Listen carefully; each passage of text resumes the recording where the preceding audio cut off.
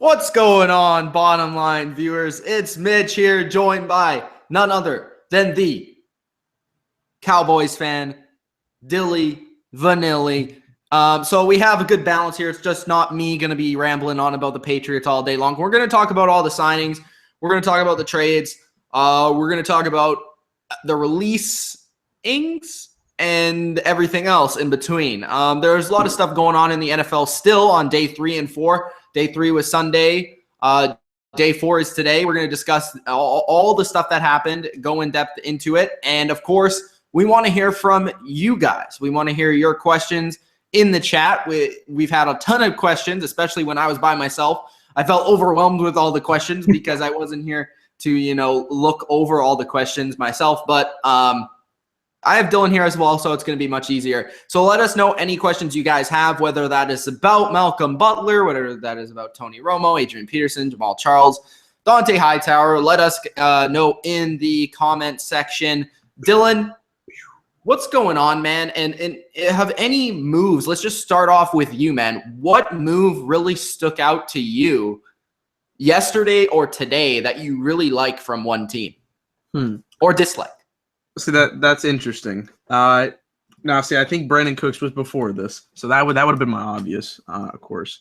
There's a couple of good players going to good teams, especially for me. Cowboys signed a player I'm not too high on, but we'll talk about that man in a minute.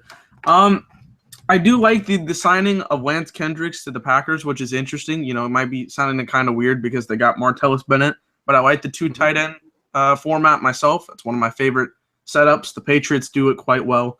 So that's one of the ones that I like with Lance Kendricks. TJ Lang to the Lions. That's a good pick. The Lions are always trying to make good moves. They need let's stop you right there, bro. We have a question in the chat already. Oh. Lucas is asking, what's your thoughts on the Lions? That's why I stopped you. So let's start there. Let's start with the Lions. So first off, Anquan Boldin of the Lions wants to play another season. Not sure if that's going to be with the Lions or another team, but wanted to make sure you were informed on that. We'll get a little thought about Anquan Boldin in. I think, he still can play. I think he showed signs, especially in the red zone, and he can still catch over the middle. He's a tough receiver. I think he could, be a factor for a couple of teams across the league that would need a older receiver, a veteran. Maybe could help some of the younger guys grow. And also, he could help a contender, I think. Maybe if they need a 3rd or 4th receiver in there, he could do work. I also think he would help the Lions if he does re-sign there. Any thoughts on quickly Anquan Boldin?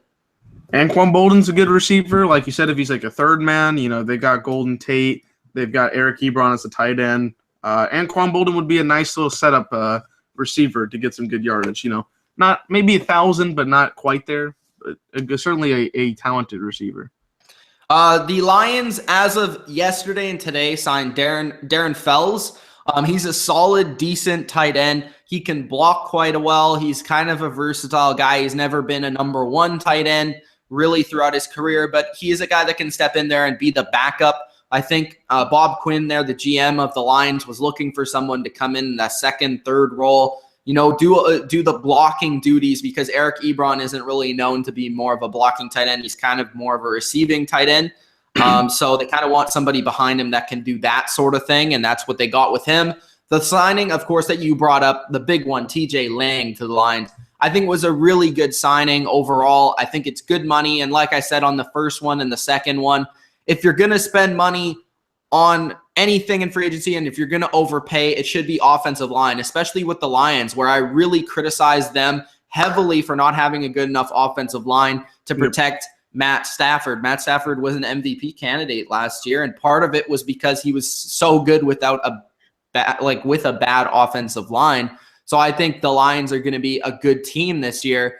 You see what they have done along the offensive line. They signed Wagner. They signed Lang. They already had a couple of guys in there. Decker, who's a rookie last year, played pretty well. They have a good all-around offense. I think the only thing that they're really looking towards defensively would be maybe a pass rusher to help there, maybe a linebacker as well.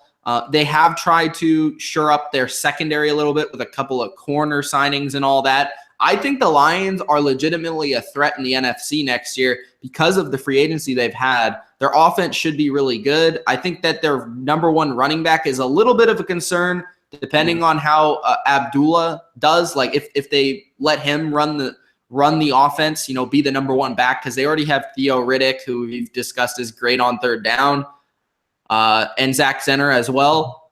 But they don't have like a number one workhorse back. Maybe they'll draft one. I mean, there's still a draft for a lot of these teams, so they could do that.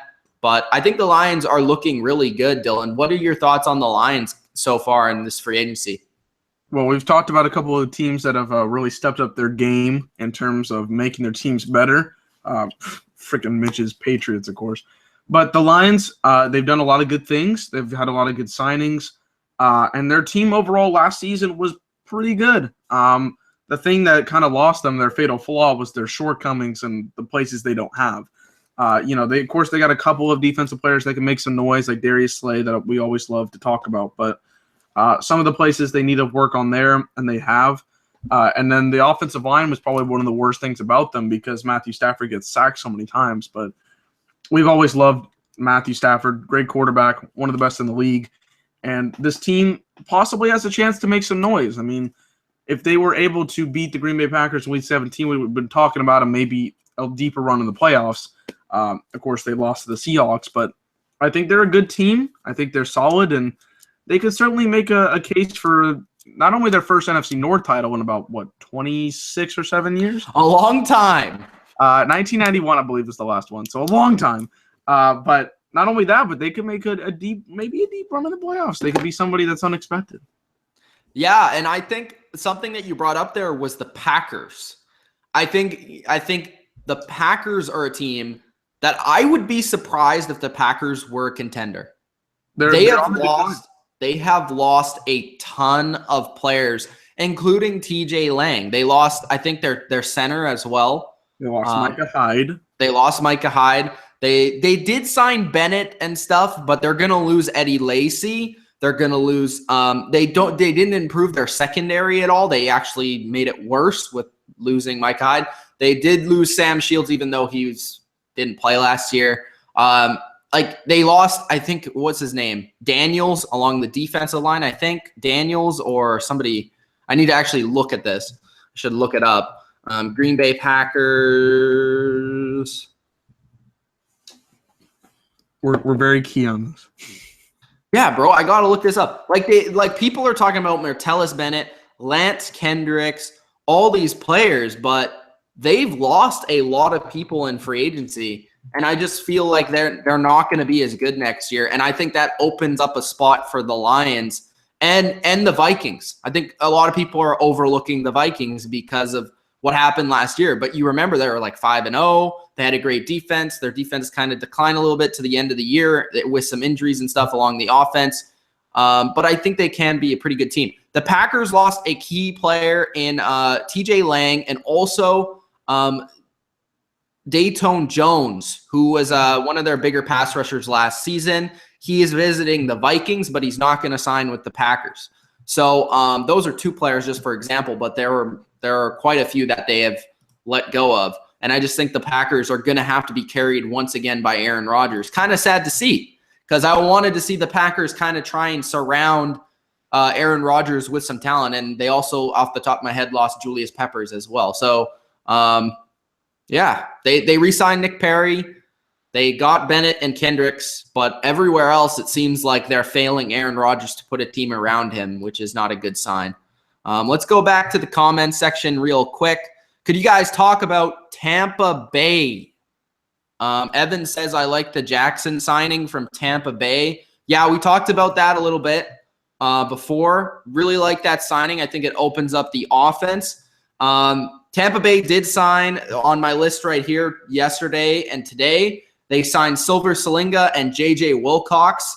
J.J. Wilcox, as Dylan knows, to be a guy that is a hard-hitting safety. He's pretty good all around, but he's just a guy that likes to go for the big hit a lot. That's what I kind of have seen. But it's a similar system from Dallas to Tampa Bay. I think he'll fit in well there. They did need some safety help, and I think Tampa Bay's defense is kind of underrated. I think he will help them a little bit, whether that's as a starter or as, the third safety there. Silver Salinga is just kind of mostly a camp body, but like he played for the Patriots when they won back in Super Bowl 49 against the Seahawks. He was one of their rotational guys inside. He's a good run stuffer. He's good against the run, but he doesn't do much else. So he might make the team. He might not, but he would be a complimentary piece there. But their big move was Deshaun Jackson. I could be forgetting a couple, but Tampa Bay is a team that I really like. I really like Jameis Winston, man. So I think you're in good hands. I like Jameis Winston. I like Mike Evans. It would be interesting to see if they make a move for a running back or not sometime soon. I've heard that they're not really feeling Doug Martin as their starter anymore, but I'm not sure. And Charles Sims, I think they re-signed him as well. Oh, Jacquizz Rodgers they re-signed. So they have quite a few running backs there.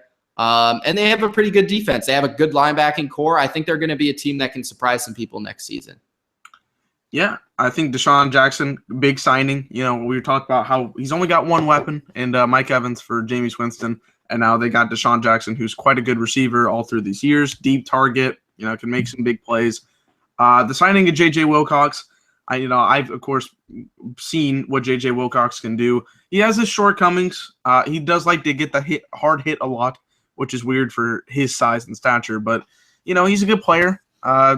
Just some things that he'll probably get beat on in times with the coverage and whatnot. But I think Tampa Bay's defense, like we talked about last year and you just talked about, their defense is quite underrated. That's one of the better things that they had going for them last year. And I predicted them to be in the wild card last year. They were close, not exactly there yet, but I think with these pieces, they can certainly be up there for a 5th or 6th seed in terms of wild card position this year. Yeah, so I think Tampa Bay, you're in good hands there if you're a Tampa fan. I'm just looking across. Do you think Rick Wagner got overpaid? I'm just letting you guys run the show. I'm going to get to all the other information, but as long as you guys keep asking questions, that's what we'll go to first because this is an audience-driven show on the Bottom Line View, so that's what we're going to do. Do you think Rick Wagner got overpaid? No. I said this before. I think, this is my thing. You don't overpay offensive linemen. You just pay offensive linemen. It's impossible. Because they're huge. You think about it like, do you want Matt Stafford to have time to throw the ball to Golden Tate, who you're paying all this money, or do you not want him to have time to throw the ball to Golden Tate, who you're paying all this money? We've seen the results of it, so So that's what and you look at the teams, like even more relevant than ever is the offensive line, because you look at the teams that can run the ball, they have great offensive lines. Dallas, Pittsburgh, Atlanta, New England, Green Bay last year, and now they're losing all their pieces, which is going to be interesting to see if Aaron Rodgers can hold up there. And yeah, a lot of the playoff teams this year, Oakland, all had really good offensive lines, and that was a huge part of their success. So I think offensive line is more relevant than ever. Where are we going here? Let's talk about the Seahawks. Who they're going to sign? Who are they going to sign at running back? I think is what they're wondering, right? Yes. So I've seen rumors. Dylan's seen them as well. Adrian Peterson, Jamal Charles, Latavius Murray. I think they all went for visits or are going for visits to Seattle. All three of those would make sense. I'm honestly, if I was Seattle, I wouldn't sign a running back. They got Thomas Rawls, and I'm really. And it's not even Thomas Rawls, bro. Who is it? I really like CJ Procise. You like Procise? I really like CJ Procise. Thomas Rawls is okay, but he didn't really get it done last year. But I thought that a lot of it was due to the offensive line. Again, I mean, one of you guys said they should have signed T.J. Lang, which would have been great. It would have been great, and it would have really helped their running game. But I'm saying like, if they give one of these pretty good backs an opportunity with a good offensive line, you don't need a great back. And there's not many great backs in free agency. Like, they were great backs.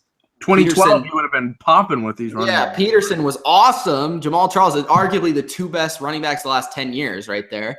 Mm-hmm. And you have also Latavius Murray, Latavius Murray, to me, I wouldn't sign him. He probably wants a bigger contract than both those guys, probably more long-term. And to me, Latavius Murray is in the same ballpark as Thomas Rawls. It wouldn't really make a lot of sense for him to sign. I also heard Latavius Murray maybe to Indianapolis, which I think is where I said Latavius Murray would sign before free agency, which I think that would be a good move. Jamal Charles, I could see maybe Peterson in Seattle for a year, maybe to help along the younger backs. But I really like CJ Prosise. He reminds me a lot of David Johnson. He didn't play a lot last year, but he can really catch the ball. Like, he was kind of a receiver in college, same as David Johnson, played some running back.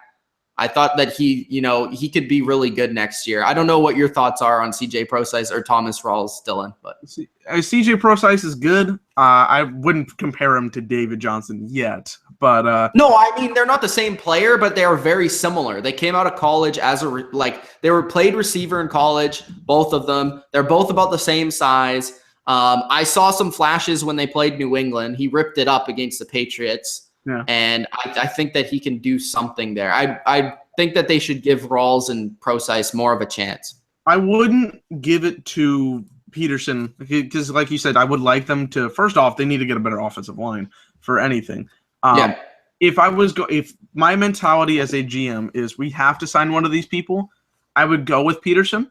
He's more of a big back, compared to the Marshawn Lynch days where that's what their goal was. Sean Alexander and the like, but they're a little bit. I mean, of course, both. I wouldn't say Charles is. Peterson, I would say, is maybe towards the over the hill mark. Obviously, he's not going to run for 2,000 yards. To me, Dylan, like you said, the big back thing. I think Peterson makes more sense in that sense because Charles isn't a big back. He's never He's never been a 20 to 25 carry guy. He's kind of always been the explosive option, and I don't think Seattle would be looking at that. Yeah, that's what I would if I was going to be set on that. But we got a new guest on here. Adam is on our. What's up? Oh shit! I didn't even notice, man. What's going on, Adam? Pop in the chat. I heard that Adam, first day with some new students in class. For sure. I heard you got some cute girls in there, bro. Well, I can't really say it. What if they're watching? It's gonna fucking skewer me tomorrow. What's going on, man? What's going on? Things are good. First day back at class, so new students. Yeah, no, things were all right. Yeah, I got a nice new girl sitting beside me. But so hopefully my girlfriend or her don't watch this. So let's fingers crossed. Sorry I didn't get you. Yeah. We are talking about free agents, so I'm just saying. Yeah. Okay. I've signed a long-term contract already, so now there's always that signing bonus money on the side. Yeah, I understand, man. I think I'm digging myself a hole. Let's just totally not talk about this. If my girl's watching this, I could be in some trouble. So let's stay out of about the girls in my class. I'm digging myself deeper. Let's just get stop into talking. Yeah. Stop talking. Okay, let's go to somebody that wants a long-term deal, just like Adam. Dante Hightower wants a long-term deal with the team. Brent is asking, do you think Dante Hightower will sign with another team other than the Pats? I think he's going to go back to the Patriots. I saw reports that the Titans and Jets both had him for visits, and both of them sense that he wants to play for the Patriots. He's just going around to see if he can get a big offer. I heard the Patriots offered him about $10 million a year, so I think he'll come back to the Patriots with that contract. He is going to travel to Pittsburgh, so you never know. Pittsburgh could give him a big deal, and maybe Hightower will go there because that is a winning franchise. So you never know. And Hightower, I think the biggest thing for Hightower, one, he's a Patriot through and through. He played for Alabama, a winning organization. Nick Saban runs a very similar program to Bill Belichick. Drafted to the Patriots. He is like the Gerard Mayo of this era. He's very Bill Belichickian. I just think he's totally Patriot, like all the way. So I think they are going to sign him at the end of the day, but I don't blame him for going around and talking to other teams and trying to get more money. What's your guys' sense on the Hightower front? I like Hightower. He's always been there through, like you said, thick and thin and with New England. I don't think he's going to leave. I think he's probably going to re-sign with the Patriots. I think it would have to take a massive contract for him to leave. I think he's just kind of maybe balking at the talks and maybe building it up a little bit bigger.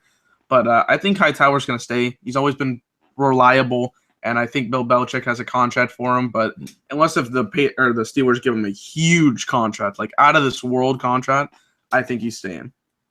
That's my opinion. So the talks now, the Steelers are looking at it, not the Jets? The talks are he left the Jets. Okay. He went to visit there, and he didn't get a contract. So now he's going to go to Pittsburgh, but there's a storm, so I'm not sure if he's going now. Yeah, like getting back, we know the Patriots have a lot of money to spend. I think he's a guy that they wouldn't mind spending it on because he's a guy that's going to be a linebacker for the Patriots for years to come if they do sign him. They have the cap space. I think it's going to be hard. He's one of those pieces that it'd be hard to let go. Obviously, we've seen the Patriots let go of a lot of guys that we didn't think they let go. Yeah. But Hightower is one of those guys that maybe seems a little bit with the system more.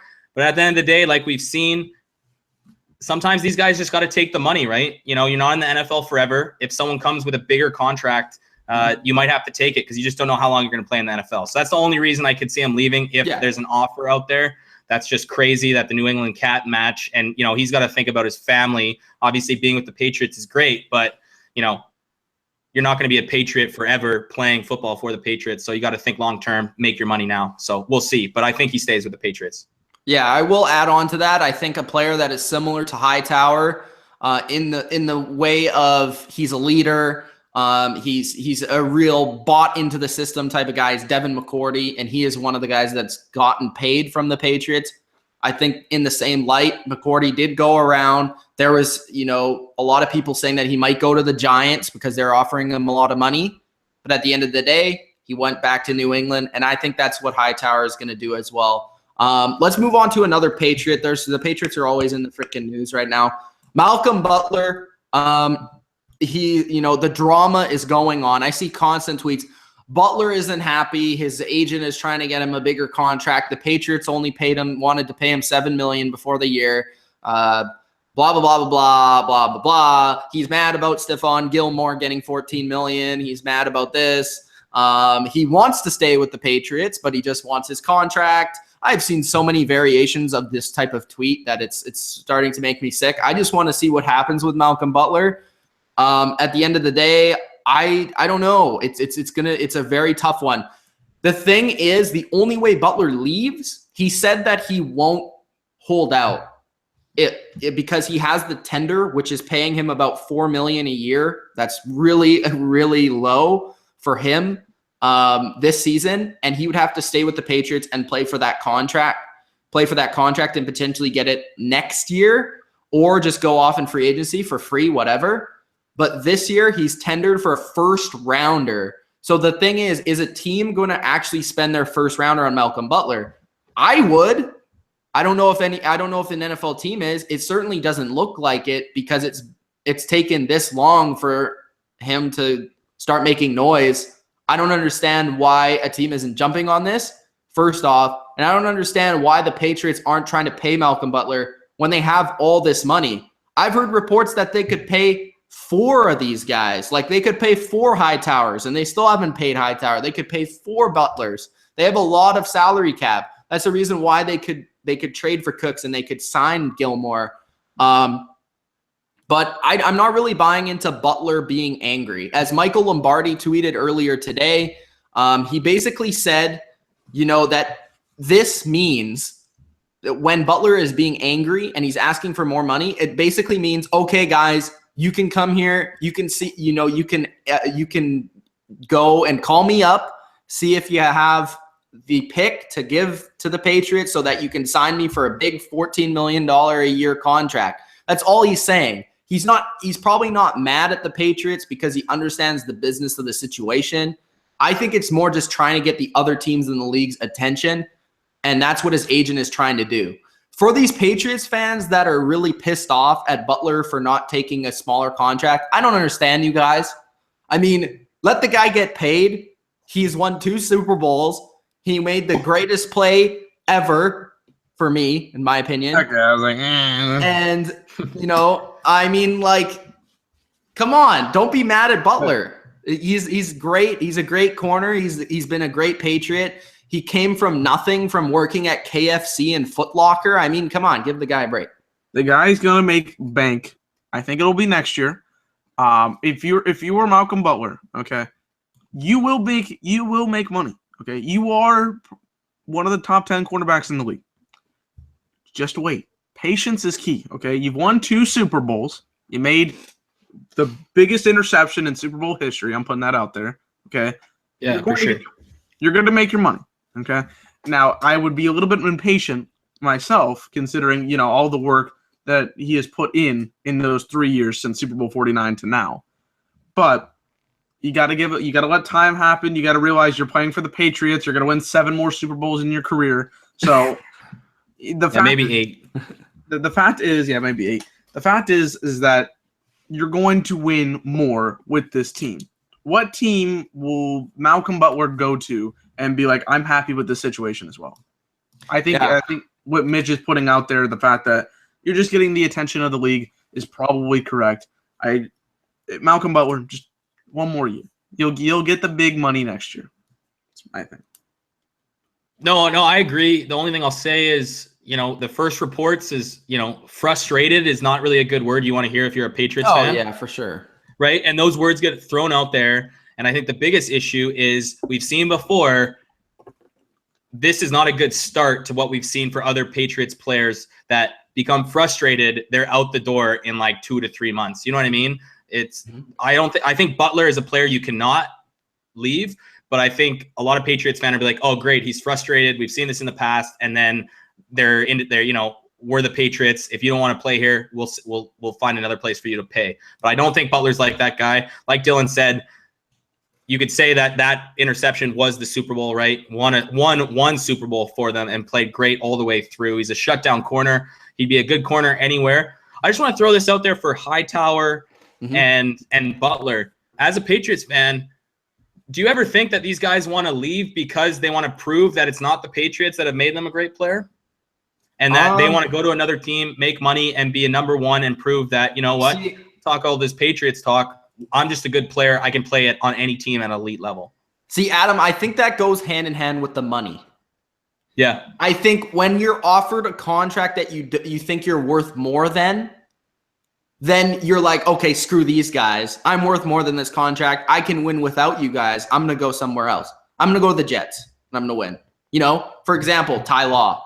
I mean, yeah, Ty Law won 3 Super Bowls with the Patriots, kind of was getting a little older, took a huge contract with the Jets, like after their 3rd Super Bowl win against the Eagles. And like he left there because he got a huge contract, and he was like, okay, I can still be great with the Jets. And he was. I think he led the league in interceptions one year. So, I mean, there are certain players that can. There are certain players that can't. It's shown by history. But I understand what you're saying, but I think it mostly has to do with money. I think that motivation goes hand in hand with the money. I'm going to prove to the Patriots that I am worth this money, that you should have kept me for this money. I'm going to go to this team. I'm going to enjoy playing there, and I'm going to win with this team, and I'm going to prove that I'm worth this money. I think it's more about that than it is the system itself, but I understand what you're saying. True. And if I'm, as an Eagles fan, if we're looking to draft a corner, Butler's been in the league, 4 years? Yeah. 3 years. So, I wouldn't trade the 14th pick, because if we're looking at drafting a corner that could be Butler, that's not a bad play. But if you can get Butler, and if he is the player he is with the Patriots with another team, it might be worth a pick kind of, 15 to 25. Cowboys. If you're getting you're getting a shutdown quarter, what Butler is built to be, I don't think that's that bad of an issue. The only issue is you can get a rookie for cheaper, and he might have more of an upside than Butler, is what I would think. What pick do the Saints have? 11. 11. Yeah, because they were the team that was rumored to give that pick. But then why wouldn't they? I guess they couldn't trade for him during the Cooks deal because he didn't sign his tender yet.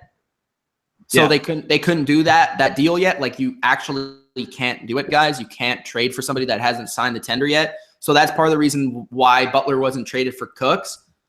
But, if they really wanted it, they just got the Patriots' 1st round pick for Cooks. They could potentially trade theirs for Butler. You never know. I don't know. I'm just saying. I think 11 might be a bit too high. I was thinking which is why I'm saying they might do it and they might not do it. You know.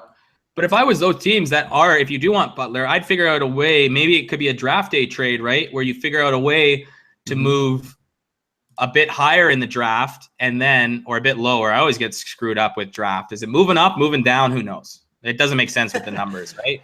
Yeah. Like, but you could see a team, like if I was the Eagles, move to that, like maybe get a 3rd, 4th round pick, move to like 22. And if you can get Butler for a 22 overall or a 23 or 24, I wouldn't mind doing that. But that's obviously Madden GMing, trying to do something like that, but might not seem realistic. Yeah. Let's move on for a bit. We'll probably get back there. I think the Saints were one of the teams that was rumored, but again, you guys got to remember, if you trade for Butler with that 1st round tender, it has to be your 1st round pick that you're giving up. Oh, okay. And I'll remind you guys that that with the 1st round tender and with the Patriots just trading for Cooks, they don't have a 1st or 2nd round pick this year. So keep that in mind. Butler is mad. Yeah, blah. Yeah, we talked about that. Okay. Eddie Lacy to the Seahawks. We talked a little bit about running backs, Adam. I want to get your reaction to this for the Seahawks. We talked about Latavius Murray potentially going to the Colts, maybe the Seahawks, but I said that wouldn't really be a good fit because they already have a guy that's in the same ballpark with Thomas Rawls, kind of the same similar player. Yeah. We talked about Adrian Peterson, Jamal Charles. We said if one of them signed, it would be Peterson because he's the bigger back. He's kind of more of what they need. And I was really saying that I wouldn't sign any of them if I was the Seahawks. I would trust the rotation of Rawls and Procise because I really think Procise is going to be a good running back. How do you feel about that? Yeah, I agree. I'd wait a year. I think Rawls, a full season healthy. He was pretty healthy, right? He was pretty decently healthy last year. Yeah, he kind of came back. He was off and on. Yeah, he ran the ball well, I think, too. Like, look at their O-line, what he's running. And we said their number one thing is they need an offensive line. Like, right? This is kind of out there, but I do think with the rotation, I don't think Peterson would be a perfect fit because of that O-line. I think Peterson needs a better O-line too. But with Procise and Rawls, I do like Jamal Charles because if you want to turn Jamal Charles more into a 3rd down back, because he's going to go for a reasonable price, I think, with the running backs just dropping. And it sounds like these guys aren't going to be signed until after the draft. I could see Jamal Charles on a lot of teams as a 3rd down back, as a person where you can just throw it in the backfield and let him run. And I think the Seahawks offense does work that way, West Coast short passes. And I think, Jamal Charles out of all of them, if they could get him, would be a good piece to a running back 3-headed kind of group. Interesting. I understand what you're saying because of, the 3-headed group. Kind of 5 touches, 7 touches each. I understand what you're saying. And I think Jamal Charles has always been best for that. But I think that I don't know. I just think that the Seahawks would rather have the thumper and Peterson, but that's maybe just difference in opinion. We have a question. Can you tell the NFL to stop trading with the Pats? Belichick always wins. No, because I'm a Patriots fan, so I'm not going to tell them to do that. But Don't worry, everyone. The Patriots will have their day in 10 years when they're brutal. And you can tell all your Patriots buddies, be like, finally, 10 years later, you might be like 40, but then eventually they're going to suffer like every other organization, I hope. I will say this, though, because actually I think somebody, I don't know if it was Chris Sims or him or Michael Lombardi, one of them said that you should make the Patriots draft. Because Belichick is so good at trading. Like, if you look at his trades that he's done over the course of the years, he is so good at trading. And the draft is more unpredictable. He's been good. He's been bad at times at drafting. It depends on the year. It depends on the round. But he's had some hits and misses. He's kind of probably a little bit above average drafter, but not a great drafter.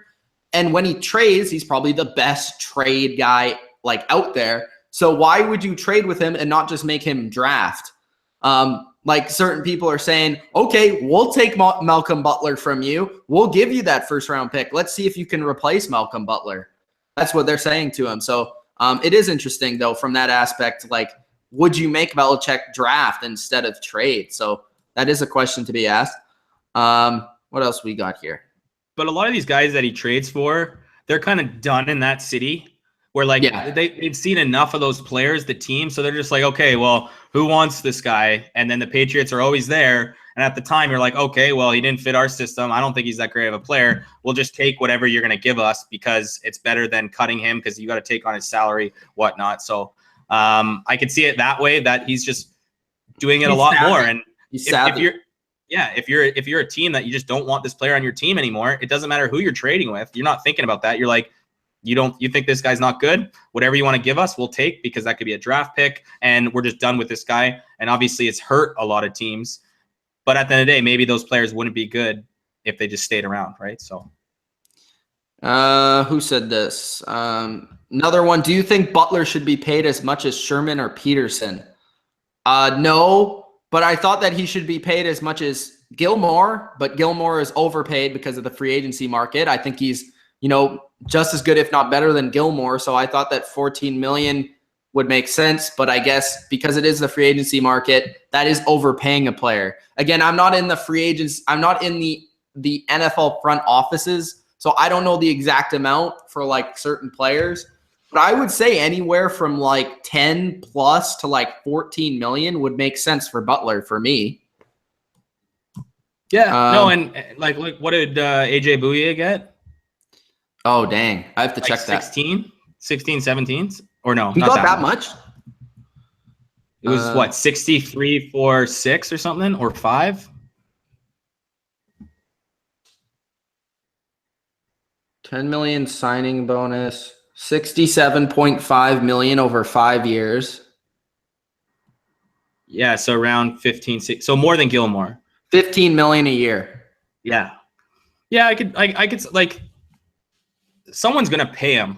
You know what I mean? Someone's going to make him, like, if he was a true free agent, he would get around that 15. And maybe that's why he's kind of pissed, because he thinks he's better than Gilmore. He thinks he deserves that 15 mil, which I don't blame him, because if I'm the Patriots, lock those guys up long term. And then you might have, we've seen with the Broncos, right, with Harris and Talib, having 2 all-star Pro Bowl corners, it's kind of hard to beat, right? Yeah. I think that's what I'm saying. That's the way the NFL is going. Like if they had Butler and Gilmore, man, that pass defense would be tough. And not to mention McCourty, Chung, Harmon, who they re-signed. They have a great safety core as well. So their secondary would be really tough to beat with those two corners there. What else we got? We got a lot of comments here talking about Jimmy G. I don't think Jimmy G is going to get traded anytime soon. Maybe in the summer. I don't think he'll get traded at the draft. I think the Patriots want a lot for him because I think they think he's actually really good. So I think they're going to hold on. I know Tom Brady's great. But something can happen. God forbidding, or God willing, that doesn't happen. Things can happen, and obviously you're going to have a quarterback not named Tom Brady in your future. If they think Jimmy G's that good, you're going to have to give up a lot. True. Somebody said Hightower to the Steelers. We discussed that a little bit. Think Hightower is going to go back to the Patriots, but if they do give him a big contract, I wouldn't doubt him going to the Steelers. I think it's probably more likely than not that he goes back to the Patriots. Yeah, just quickly on the Steelers. The Steelers in the last couple of years have lost some of their key linebackers, and then they just lost Timmons, who was that 3-4 inside backer. So if they did want to make a splash, I definitely could see them throwing a lot of money at Hightower. But obviously, maybe Hightower, if he gets just a little bit less, he'll stay with the Patriots. It would have to be pretty close to the same contract, but he'd still take less to stay with the Patriots. But I could see him being a beast in that. Me too. That Steelers defense on the inside beside Ryan Shazier. Yeah, it would be similar to Collins and Hightower with the different body types. Yeah, exactly. Tampa Bay is going to cut Doug Martin and save $7 million. Doug Martin on Seattle for a cheap price. I like Doug Martin. He's had some decent seasons. I'd actually look out for the Patriots, believe it or not, with Doug Martin. I think they've had some actual intrigue with him in the past. They actually brought in Rexy Burkhead, which I absolutely love that guy. So I want to see if they sign him. Rexy. Rexy Burkhead. But Doug Martin, yes, Seattle could make some sense if he's cheap. But again, that's kind of same ballpark as Thomas Rawls, unless they really don't believe in him. Indianapolis needs a back. Jacksonville's been looking for a running back. There's lots of teams. Eagles looking for a running back. Would you welcome Doug Martin to Philadelphia? You know what? I would have to get over drafting him in my fantasy leagues the last 2 years. Well, he did really good last year. Last year. So then 2 years ago when he was injured again, right? That was when I drafted him, and then I drafted him this year. So I'd have to get over that. But yeah, I could see that because Sproles has at least another couple years left, and I think Matthews is injured. I think he's going to get cut, but they don't want to release him before he's healthy. Just kind of a dickhead move to release a guy that's injured and then no one wants to pick him up. So I think they're being nice to him because I think Martin would be a good, first 2 down backs, and then you could figure out, and then you could have just Sproles all day on 3rd down because watching the Eagles last year, Sproles was running on 1st and 2nd down way too much, where he's just I think it's the most touches, running the ball on 1st and 2nd down that Sproles has had in his whole career. Yeah, was last year. And it was just attack the last 2 years has been an absolute debacle. I'm sorry. For sure. And they they have, they had DeMarco Murray. Yeah, but that was Chip Kelly. I forgot about Chip Kelly. I didn't even know he exists. We're talking the Doug Peterson West Coast. Top 5 running back in the NFL. And he just Andy Reid, tell you from experience. 2.0. Slip right through your hands. I'm just getting flashbacks to 2014, 2015. We had Tony Romo, DeMarco Murray, and Des Bryant. Where the fuck did that go? I don't know. What are you talking about? Dallas has your new trio. Triplet. Well, now we have a new trio.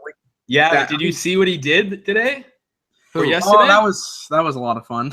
Who? That was a little shady though. Ezekiel, especially in the social climate we're at today around everything. Okay, so he was at this party. They were at some big party, and he was in the video he was drinking, but he pulled down a girl's top, and you could see the. So I don't know. No, but it's a pretty outrageous thing to do. But of course, since he's a Dallas Cowboy, I guess. I don't know. Of course, since he's a Dallas Cowboy, everybody's gonna be like, immature. Oh my god, fucking cut him. A whole bunch of bullshit. So. No, I know, but we're not about social issues on the bottom line view, but still grabbing the chicks. Ask Cowboy how he thinks every time we shut him down about. Yeah, bro. We're all about the tits. Come on. Oh, 100%. But at least ask first. If she was willing, I'm all for it. But grabbing without asking, you're getting into a little gray area. We don't know the full story. Oh. I guess not. We'll wait for all the Maybe she asked. All right, let's just go over. Okay. Still went home with her though, for sure. Yeah, probably. Evan says, "What are your thoughts on Jimmy G?" I think we gave a little bit of thoughts. I made a video about this. If you guys want to check it out, about where will Jimmy G go. My views have changed since then because of the Patriots not trading him. I think he will stay with the Patriots. Every report is saying that he'll stay with the Patriots. It's just teams like the Browns that are continuing to pursue him. So obviously this guy is heavily wanted across the league. I just think that he's going to stay with the Patriots. Like Dylan said, too, you need good insurance when you have a championship caliber team like New England does. If Brady does go down, he is old. I mean, Garoppolo can still step in there and win you a lot of games, and he's shown that he can do this at the NFL level in that system. So I think that Garoppolo should stay with the Patriots, at least for this next year. They do have to sign him next year, which is going to be the interesting part about Garoppolo. But if they really do like him a lot, they will sign him, and they will sign him until Brady retires and then let him have the reins, similar to the Rodgers-Favre situation. But I think Brady's going to end the career, a couple years he'll retire. And then potentially, if they don't trade Garoppolo this offseason or next offseason, he'll be the starter there in New England. And you never know, maybe Belichick will retire. Maybe Josh McDaniels or Patricia will be the head coach, and it'll be the Patricia Garoppolo McDaniels era. Who knows? That could happen. But I really do like Jimmy G. I think he has a great release. He's athletic. He reminds me a lot of Tony Romo, and that's not just because he went to the same school, but he plays very similar to him. He's good outside the pocket. He's shown that he has a lot of patience. His negatives is at times he does kind of recklessly throw the ball because he's so athletic with his arm that he tries to throw like bad passes. But I think that a lot of that is experience and kind of like time, the Matthew Stafford effect. With time, he'll get over that, I think. But I think he's great, and I think he'll be really good in the league no matter where he plays. At least if he has a decent team around him, I think he'll be good. Jimmy G's a good quarterback. Oh, sorry. Go ahead, Adam. No, go ahead, man. Okay. Jimmy G's a good quarterback. Very talented. I've seen, some of his stuff. Of course, in the NFL level, he has been ready to compete. Of course, with the 4 games that Brady was out before he got injured, he was quite good. I'm telling you right now, Jacoby Brissett is not the answer. So if you need somebody like that, of course, there's many drafts if you need to. But I think if you got somebody that's so assured and is so groomed into the system, of course, with Brady right there as the quarterback, you've seen, or Jimmy G has seen what Brady has done and what he's learned from. So you got a head coach like Bill Belichick. I don't see the problem. I don't see why they would need to trade him. I don't think it's very necessary. And if they want a quarterback for the future, I think Jimmy G is probably their best option. So that's my opinions on that. Yeah, I think if you didn't trade him this season at his peak value, I don't think you trade him at all, because he's not going to get the same value he did this offseason as he did the last one. Looking at it, what I could have seen them doing is if the Browns were willing to pay kind of a king's ransom, all these picks, there are some decent quarterbacks that just need time in the NFL, in an NFL system to learn from, that they could have maybe gotten one in the 4th round. Like maybe I don't know how high that, like the kid out of Cal who just might need some time. There are some good quarterbacks, like even like a Kelly guy. What's his name? Who went to Ole Miss? Like a guy that's not going to play right away. Yeah, the guy that didn't get invited to the combine. Exactly. But at the end of the day, if you don't trade him now, you're not going to trade him, because they're not going to ever get the same amount. I don't know about that, though. I think I disagree with you. I think the value will be exactly the same next offseason. Maybe, but that's another year of him not playing. But yeah, but if they're just judging, and you never know with this, because a team could just offer, like, they could panic at the beginning of the year and say they don't like what they've seen in training camp. Here, Patriots, we'll give you 2 first-round picks. You never know. Yeah. No, for sure. Like I saw it with the Eagles getting a first-round pick for Bradford, which is just insane that it turned out to be the 14th overall pick for fucking Sam Bradford. Friggin' sleeves who can't throw further than 10 yards. But yeah. Sleeves. What do you think about this? Another quarterback in the Eagles. They released Chase Daniel today. And they signed Nick Foles. We'll throw this together. Woohoo! Yeah, so Nick Foles is back in Eagle. Obviously, he played Peterson saw him last year with the Chiefs. So he is kind of an Andy Reid. I'm kind of putting Peterson's system as Andy Reid because they're 2 and 2 together. They're very similar because Peterson only learned from Andy Reid. He was Andy Reid's quarterback, became the quarterback coach, and then now offensive coordinator, and then now head coach of the Eagles. With Chase Daniel, they did give him a lot of money because he knew Peterson. I think at the time they weren't ready for Wentz, and Bradford was very injury prone, so they gave him $21 million for 3 years, which they pretty much ate all of it. And then you bring Foles in, which is cheaper than Daniels, and kind of knows the KC or the new Eagles system. So I'm not mad at it. I think Daniels is kind of, who's the guy that used to back up for Rodgers that played like one game and made a whole bunch of money? Flynn. Matty Flynn. So Daniels is the guy, when he has played, has been pretty decent. Learned from Drew Brees, and then had a couple decent starts, I believe, with KC. He's a decent guy. I don't know, like no team was going to give up much to get him. At the end of the day, it's kind of a wash. I still just pray to God Wentz stays healthy, but Foles would do a decent enough job, I hope. So we'll see. But I'm not mad at it. I knew Daniels was never going to play. I thought it was an outrageous. The money they gave him to be a backup quarterback in the first place was outrageous. Obviously, they eat that money, but I think they get some cap space too, which they'll need because they're way over the cap right now with signing Jeffrey and also Chase Warmack. I think it's a good, decision. Chase Daniel. Dylan, bro, I can't see you. I don't fucking know what's wrong with it. I can't see. You're a black screen. Let me talk my talk, and then I'll come back on. I'll just be the wondrous voice over here, okay? You can hear my soothing voice. So, I like, I've always liked Nick Foles, okay? I'm not an Eagles fan. I can just say that. But what I've seen, we've had to play him 2 times a year for the past couple of years when he was playing, and I thought he was talented. I thought there were some good things about him. Is he going to be a starter? Absolutely not, because Carson Wentz and everything. But it's a good decision. Lose Chase Daniel. When I saw that contract last year, 3-year, $21 million, I had the same reaction as Adam. Like, what the fuck are they doing? Obviously, he's not going to be a starter. So $21 million for a backup, unless your name's freaking, I don't know, Brett Favre. He's Tony Romo is absolutely ridiculous. So, good decision. Free up that cap space, because we damn well know both of our teams need the cap space. Yeah. So, at the end of the day, good decision. Nick Foles, welcome back to Philly land. Okay, see you, Dylan. All right, I'll be back. Come back soon. So as that's happening, I'll go over a couple of the signings, and then we're going to hit with a hard-hitting question that Evan has. We'll get to that. Yeah, I like that question. We'll get to that. What do you guys think of Glennon signing? Let's get to that right now. Okay, so what do you think of Mike? Now he's on the Bottom Line View account. Whatever.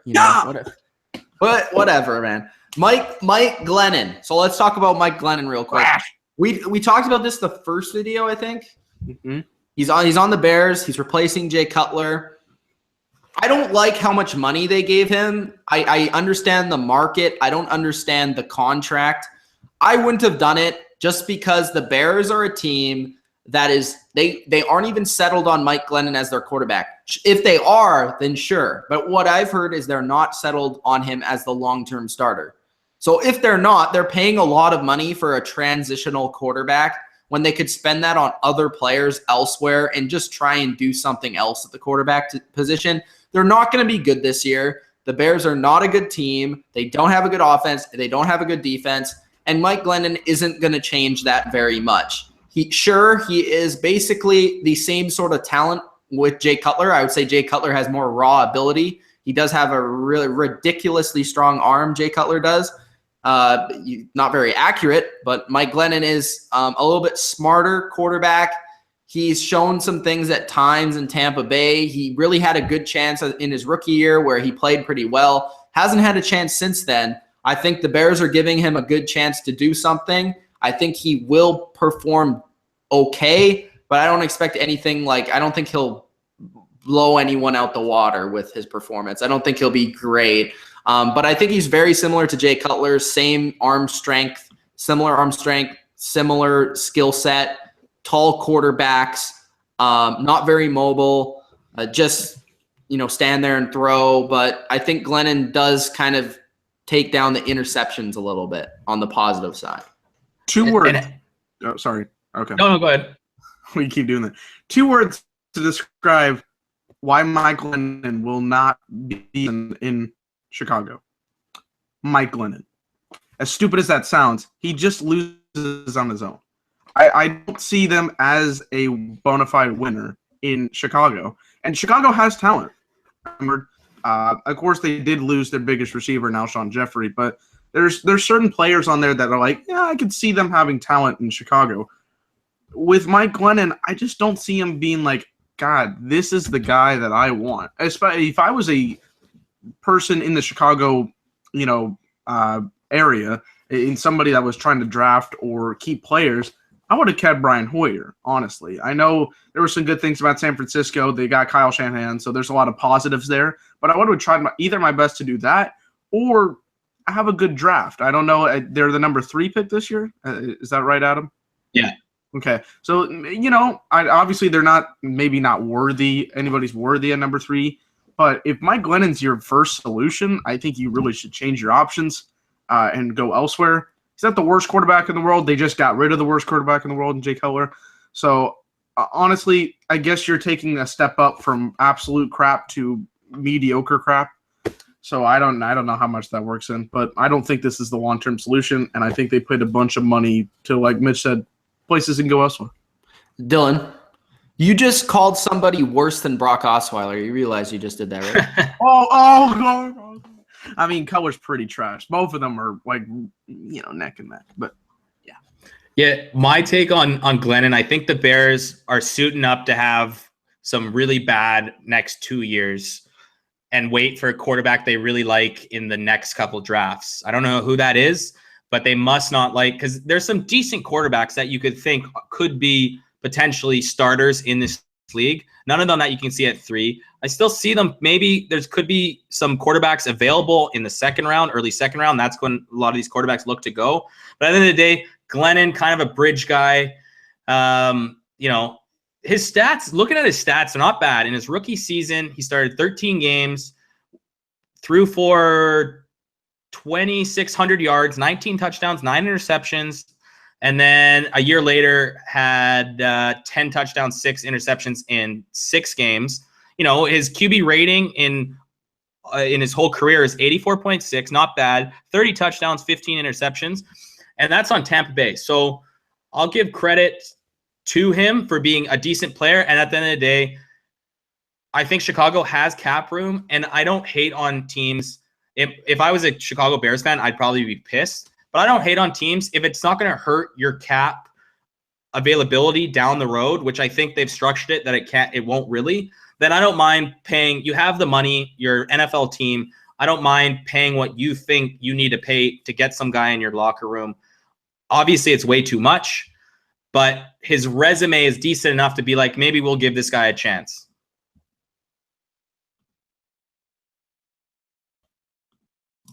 Nothing from Dilly? I guess he's done talking about Cutler there, I guess. Okay, so let's get to that question, guys. That question from Evan was, who do you think are the top 10 teams right now? And if Kevo was here, he would say, it's March, guys. It's March. Don't talk about the top 5 teams. We were doing that. That was actually a pretty good impression. Yeah. He would also say the Seahawks were on those, but that's absolutely not true. So okay. Evan is a Seahawks fan, so we'll get into it. Top 10 off the top of my head. Patriots. Cowboys. This isn't in order. Patriots first, but this isn't in order. Patriots.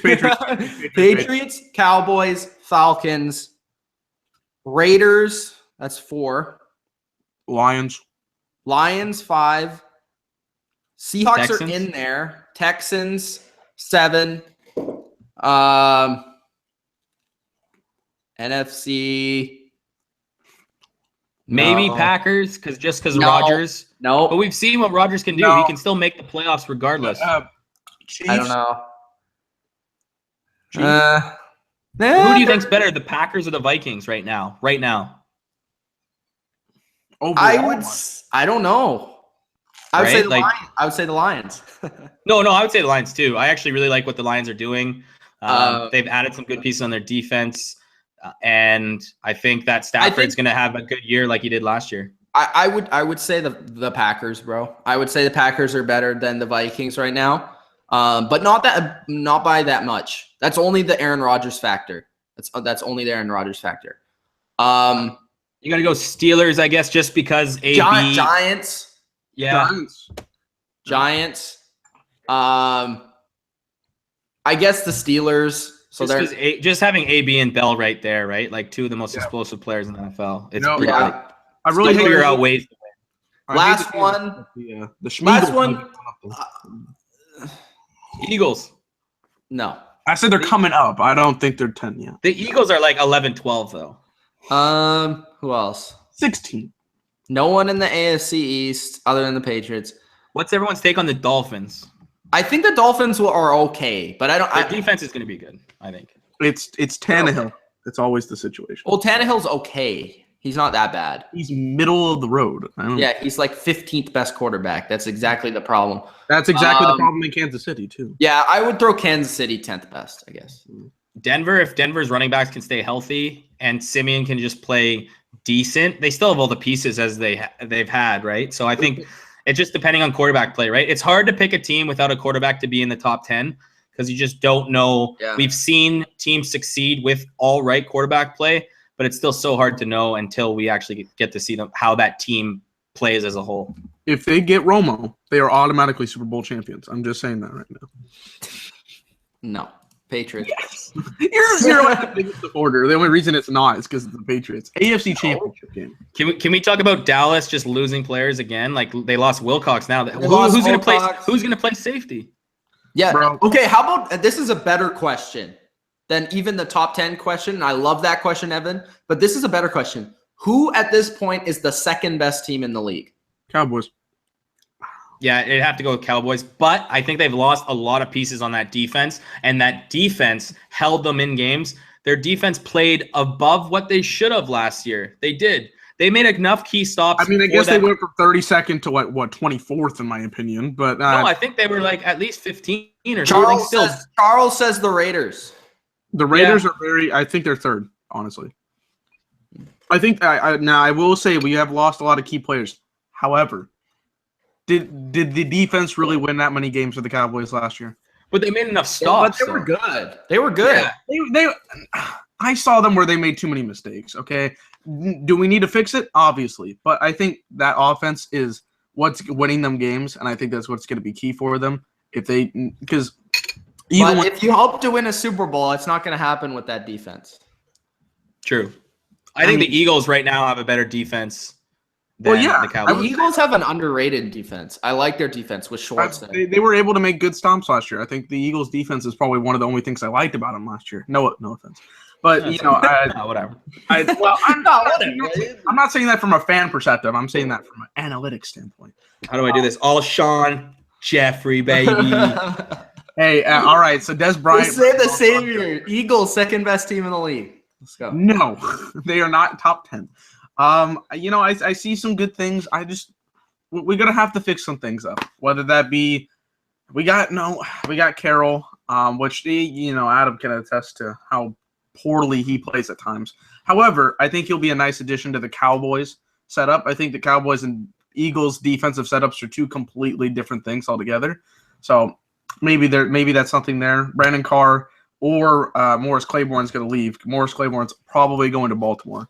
So I think you got to keep Claiborne now. I think he played well enough that I don't know what he's asking for, but I think you got to keep him. I think he kind of had a rejuvenated season playing decent last year. He did play good, but he also only played 6 games, and I don't know whether maybe that's the reason that they're kind of hesitating and balking on him. I don't know. Maybe also, like you said, depends on how much money he's asking. But those corners, I think, were the worst thing about the Cowboys last year. They did. What do you think of this comment? Julian says, absolutely not a fan of the Eagles offseason. Yeah, I'm saying the Jeffrey contract, I think a lot of people, if we signed him long-term, it would have been bad, big money. I think people would have been pissed. But I always just look at value, and I think just paying the guy for 1 year, $14 million is decent. We pick up a new starting guard, which is nice because Alan Barbe wants to leave. So I think that O-line's pretty good. I still think we're in the Charles conversation, but like a lot of people are saying, I don't think any of those running backs sign until after the draft. I'm glad we didn't pay AJ Bouye that type of money like they thought we might. We still need corners. Right now, with Carroll leaving, the only corners we have are Ron Brooks, who played for Houston that barely played last year, and Jalen Mills, who was a rookie that got hung out to dry against like some of the best wide receivers in the league last year. So, but I still, the offseason, there could have been other moves we could have made. But, I'm just glad we got a big time receiver if it pays off. But at the end of the day, it's a 1-year deal. So if it doesn't pay off, if he gets injured, it might sting a bit. We could have maybe paid that money somewhere else. But at the end of the day, 1 year, $14 million. If it doesn't work out, you let him walk. If it does, you get the first rights to sign him. You can franchise tag him. There's a lot of different options. Adam, but I could see them doing more. Yeah. Who would you be? Can you guys answer the question? Who would be your top 10 teams? I'm similar to you. Like I do like if I'm going number going 2 and then 2 A, B, C, I do think the Raiders, that offense looks very good. I think they're going to add some pieces on the defense. Looking at, I do still like Pittsburgh. If Roethlisberger can just stay somewhat healthy, he's got some great targets there. That defense needs a lot of work, especially in the secondary, because they got hung out to dry a lot. But maybe those guys were pretty young. A year later, they could be better. Houston just needs a quarterback. I still don't think people like Tom Savage. I think he's played enough, started enough games with O'Brien to be like, I just don't think he's that great. And then I think like 5 through 15 are all pretty similar. I'll give the Giants maybe 6 or 7 because their defense is good, and it's all going to be determined how Eli plays. But I'll give Julian Bravo a shout. I do agree that we need to build from the draft, and I think we still have the opportunity to do that. I think we're going to get a very good player at 14. We have 2 4th-round picks. So I think they're going to be able to do that, but those players are cheap, right? Because you have a rookie cap anyways. Like it's a standard number for most of these guys. So it's going to be cheap. And I do think you start building, but I don't think there's anything else we could have done. I think the biggest move really was getting a 1st-round pick for Bradford, because if not, the draft was in Philly. And at that point, we did not have a 1st-round pick for this draft, which ended up only moving us 2 spots from what our pick would be that Cleveland Brown has from the Wentz deal at 12. But I totally agree. We've had a really tough time drafting. Look at drafting Eric Rose. He's out. Nelson Aguilar. He's out. Even back to like, we drafted the Canadian guy from Kelowna, the guard Watkins, who only played like 2 years. He was out there. So there's been some trouble drafting. It's funny though, because one of the better draft picks are all Andy Reid kind of draft picks, right? Fletcher Cox was Andy Reid's 1st-round pick. Even looking at Brandon Graham, who really is just in his prime right now, but it took 5-6 years. Hey man, Brandon Graham is probably one of the most underrated players. He had the most pressures in the entire NFL this year. Yeah. And you know what? That's the thing. He was a 1st-round pick, and it took him a lot to progress. I think what hurt us going from 4-3 defense, that old Jimmy Johnson style defense, to a 3-4, and now to a 4-3 attacking, right? Like Graham's was kind of a flex player. It's nice that he was able to put on weight and just be a quick hand in the ground 4-3 D end, right? And that's why we released Barwin. I think Barwin can still play, but Barwin was more of a 3-4 outside linebacker rush end from that position. So let's see. Okay. Very light in this league. Any thoughts on another big man, Donteari Poe? There's some rumors of where he's going to go. Donteari Poe. Dietary, that's what Dylan calls him. Is he a fullback or a defensive lineman? He is actually a defensive lineman, nose tackle. He is not playing quarterback this year. He is going to rather go to the Colts, the Jags, or the Atlanta Falcons. Which of those teams do you guys think makes the most sense, and where does he end up? I'm going to say it right now. I think the Falcons are the best choice. That's just my opinion. Really? You would probably – the second choice, I think, would be the Jags. They got a really good defense. They need somebody like a lineman. That would be nice. But I think if you got somebody like Atlanta, their defense was pretty shaky a lot of the time. And the thing is that, is Vic Beasley good? We don't know. We've talked about if he's a lead or not. But they need more defensive threats. And Dietary Poe, I think, is a nice little addition to him. I think it would give him a little bit more edge and maybe create some kind of stir. I don't know. Maybe he's not the best pick there, but I think if he's deciding between these 3 teams, I would say the Falcons are probably his best choice. And if he wants to go with a really good defense, but they don't quite know what to do with the offensive side, I think Jacksonville would also be a good choice. Yeah, I agree with Dylan. Atlanta, if they want to make a splash in free agency, you just made it to the Super Bowl. You need help on your defense. Getting a guy like Poe. We saw, what was the guy's name who had a great Super Bowl from the inside? That was kind of out of nowhere. It wasn't Hagman, right? Who's the guy Jarrett. Jarrett, right? So if they play 4-3, so you can have 2 defensive tackles. And Poe similar. What I could see to Fletcher Cox played 3-4 inside nose tackle, and then when the Eagles moved to the 4-3, Cox played pretty well. Like, this is my dominating, guys. Fletcher Cox is different though. Donteari Poe is a fat man. He is. I don't think he can play 4-3. That's what I'm saying. Sure. I don't think he can play for Atlanta. It would be an interesting sign. I think it would help their run defense, but it would totally throw off their whole scheme. I don't understand how you have that one big fat guy, and then you have everyone else who's little and fast. It doesn't really make a lot of sense to me. But it's funny. All those teams that are looking at him are 4-3 defenses. Indy's 3-4. Okay, then, and that's what I was going to quickly say is Indy needs an all-star defensive player. And that's why I think Indy would be the best team. Yeah. Interesting.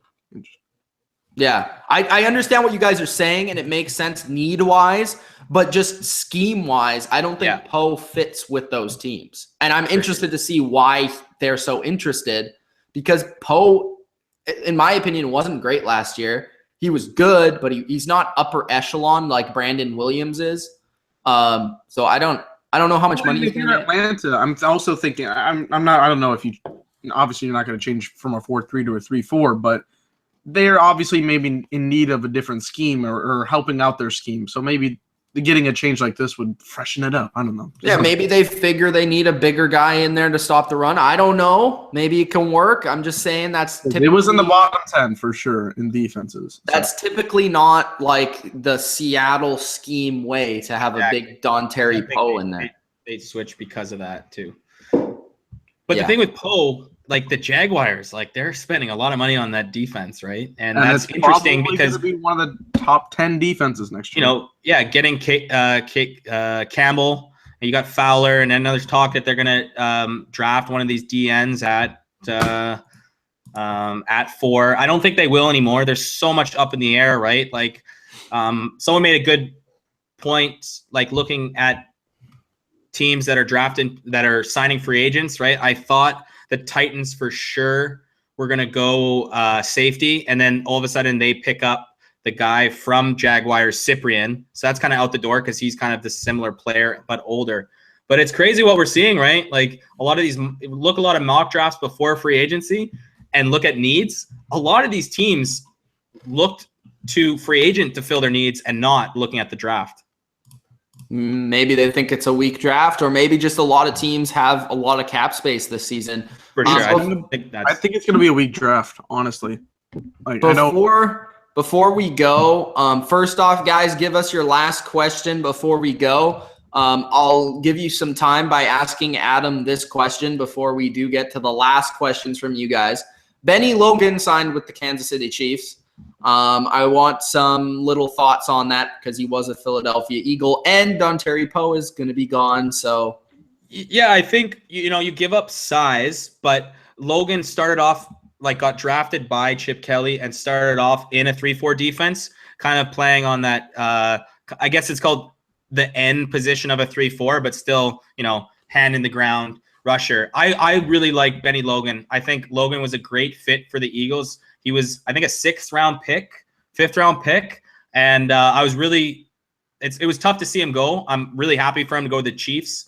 But I think he's going to do pretty well. I think, he's only 3 or 4 years in the league, and he's proven to be a really good, consistent player, can plug the hole for the run game and can somewhat rush the passer.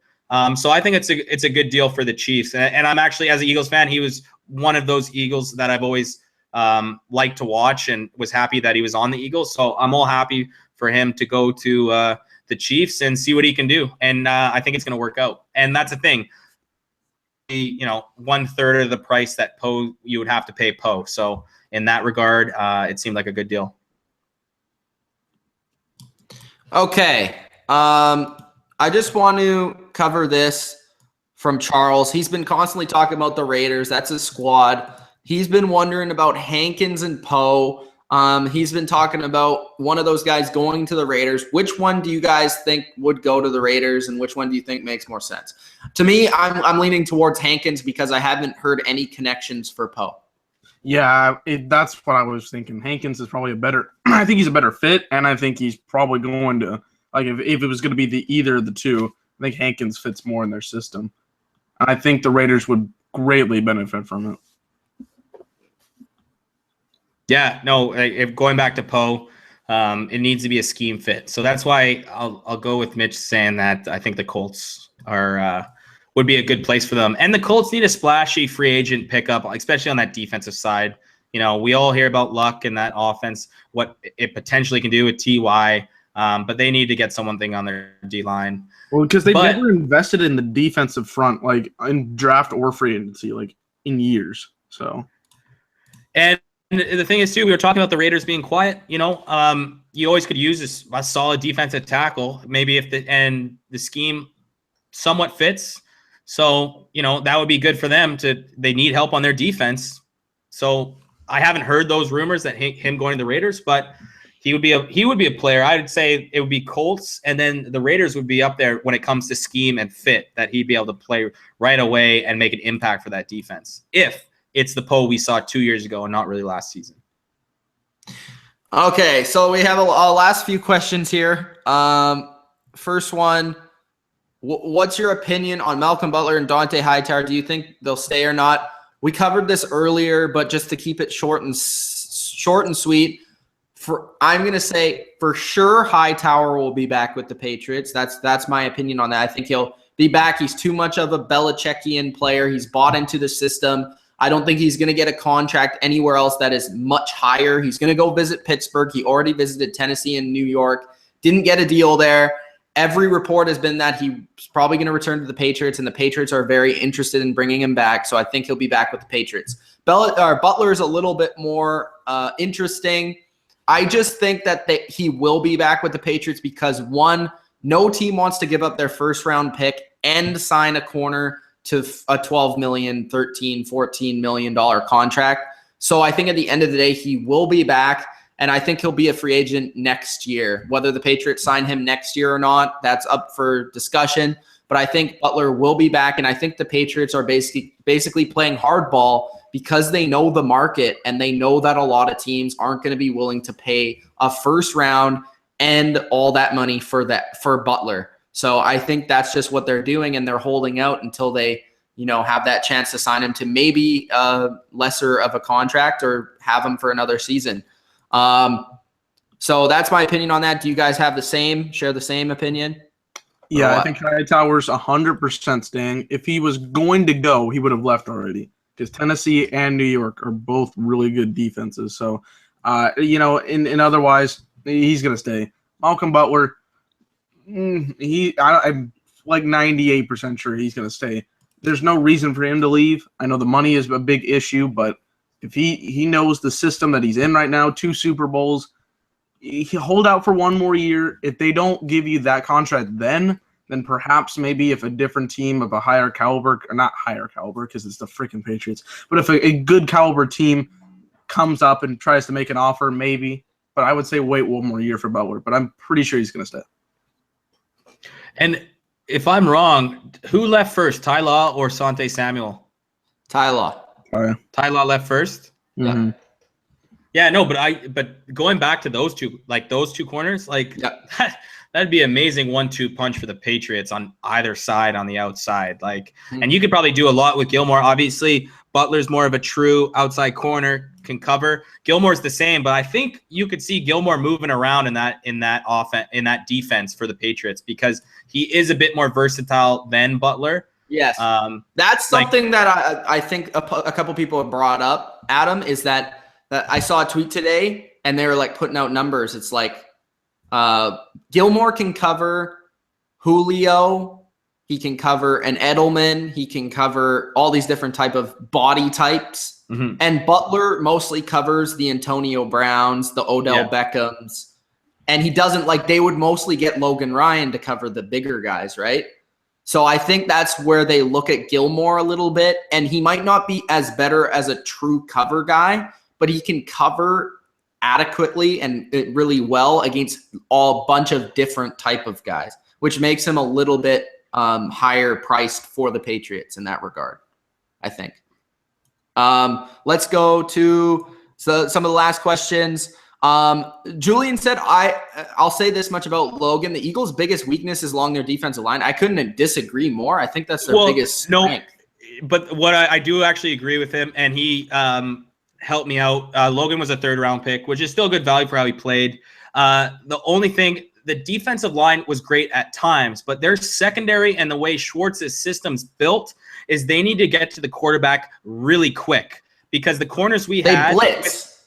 The corners we had with McKelvin and also Carroll on the outside, those guys couldn't cover longer than 5 seconds. Most corners can't, but those guys were really bad at it. So the times we saw where that line couldn't get pressure at the proper times, and it gave more room for the receivers, more time for the receivers to get open, and our corners just didn't do a good enough job.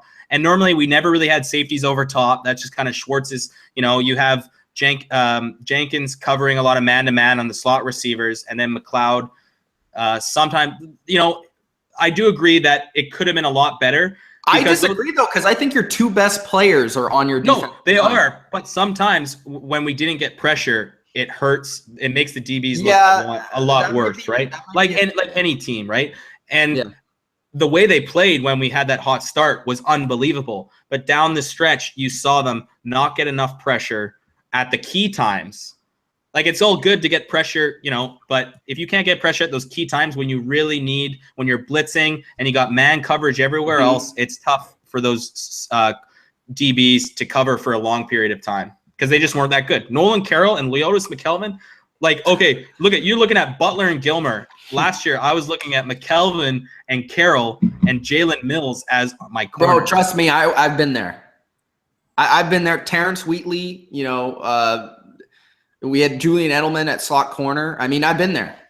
I've been there with those. You'll never have as bad as Brandon Carr.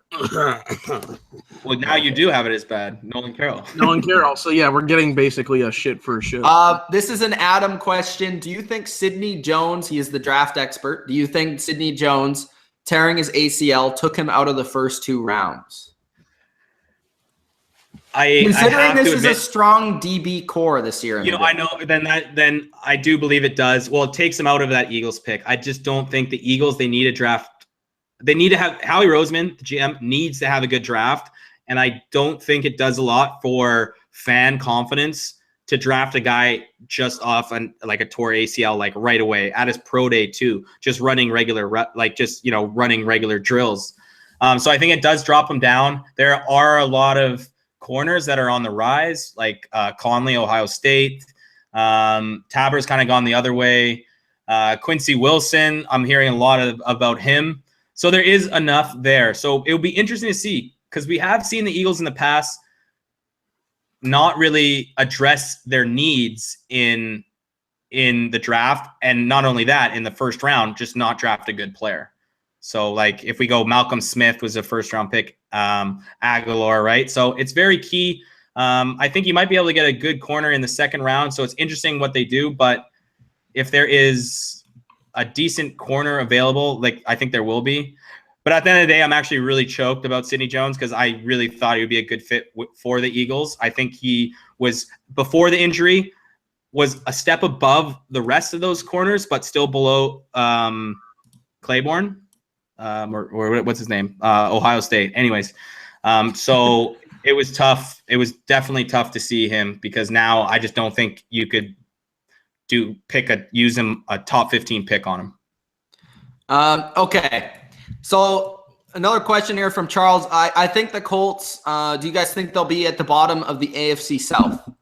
Now, I think this is an interesting question. First, I think they're the least talented team in the AFC South, but they have the best quarterback. So I think they'll be in a fight for third, probably. I think them and the Jags will be fighting for third place. As of right now, without any improvement right now, I think they'll be fighting for third place because I really don't believe in Blake Bortles if that's going to be the Jags quarterback. So I still think the Jags will be at the bottom. But I think the Colts are the least talented. If the Colts had the Jags defense, they'd be one of the best teams in the league. Colts on defense are trash in every conceivable way. And their offensive line. And their offensive line is outstandingly bad. They got a good quarterback. They probably have the best one right now, like Mitch said. But I'm going to agree with him. It's between them and the Jags. Although I like the Jags defense. The only reason I wouldn't put them above in third place is because of their freaking quarterback. So as Adam rolls his eyes, I think I'm going to. No. Oh, I thought you were rolling your eyes at that. I think I think they'll have either the same record or one game difference. But they're pretty close to the below or the bottom of the AFC South because they're really bad. And the Texans, they had a good quarterback. They'll succeed. And the Titans, I think, are really good. So. Yeah, for the Colts, it's just how much longer are you going to waste a quality quarterback like Andrew Luck? You know what I mean? They need to start building on that defense. They've tried in the past. I think they probably, out of all the years Luck's been there, that was probably the worst defense they've had.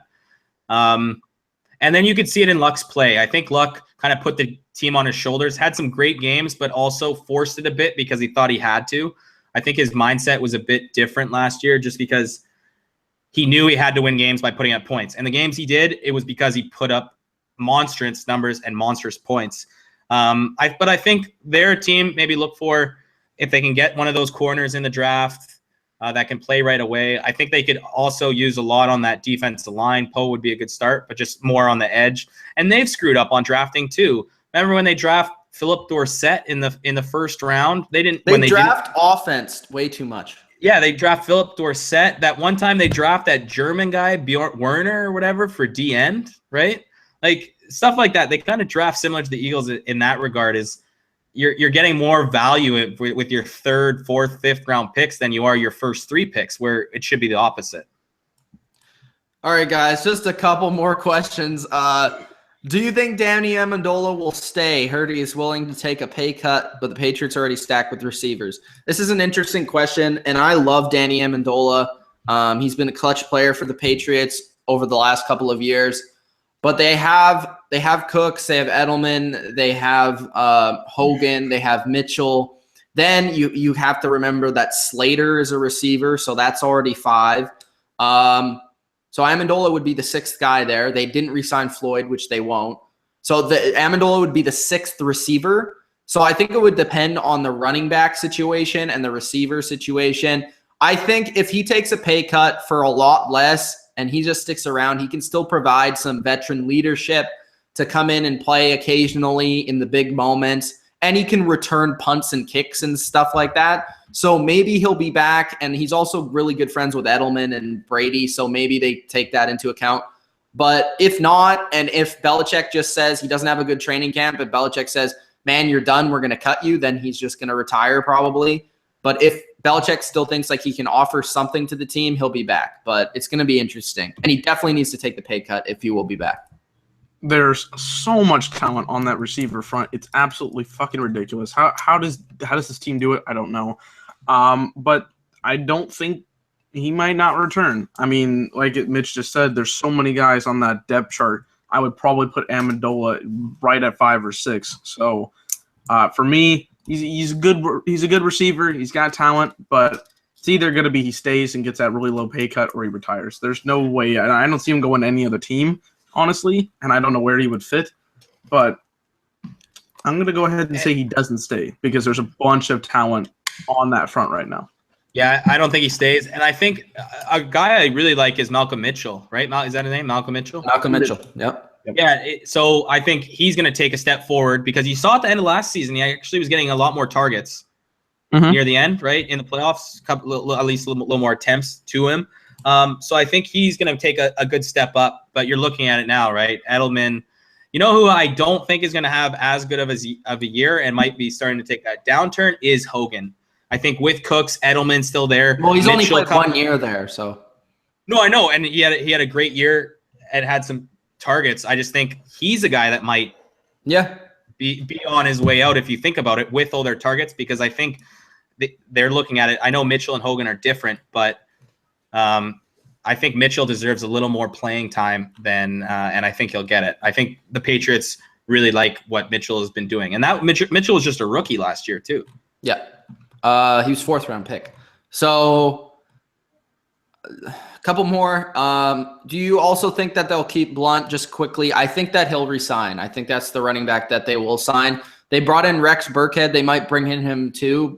He actually played well for the Bengals too, but he's not really a lead back. So I think they'll bring Blunt back. He's just the guy that they'll sign for another year and minimal contract. He doesn't want to play anywhere else. It works both ways. He'll come back, I think. Blunt is probably a pretty obvious choice to come back to the Patriots. He won't play anywhere else. And that being it, that was the last question. I'm going to look at Twitter real quick because Ian Rappaport just said that Marcus Hunt agreed to of the Cincinnati Bengals, agreed to a 2-year deal with the Colts. So that starts to beef them up a little bit in terms of their offensive line or their defensive line. I mean, and he's a pretty good special teams player. So it's interesting. Anyways, guys, thank you guys so much for all the comments, all the questions. Hopefully we got them all. I hope you guys enjoyed. Again, hit that like button if you did. Subscribe to the channel if you're new. A lot more NFL free agency stuff coming. Draft stuff coming from Mr. AC. Dilly Vanilli's got you covered. And we're all here putting in our work. If you have any questions, make sure you put it in the comments section, just in terms of video topics or stuff for the future. Thanks, guys, for watching. Peace out.